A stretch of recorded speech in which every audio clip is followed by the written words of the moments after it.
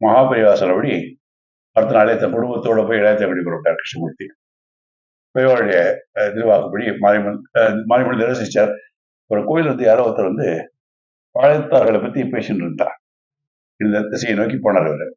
ஆட்டோல ஐயா 1008 வாழைப்பங்கள் இருக்கிற மாதிரி நல்ல வாழைத்தார் வேணும், இந்த ஊர்ல எங்க கிடைக்கும் அப்படின்னு கேட்டார்.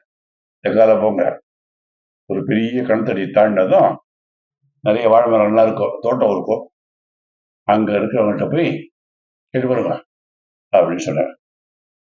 அதில் முண்டாசை கட்டின ஒருத்தர் வந்து அந்த இடத்துல எதிர்கொண்டு விசாரிக்க 68 வாழைப்பழங்களை தார் ஒன்று வேணும் அப்படின்னு சொன்னார்.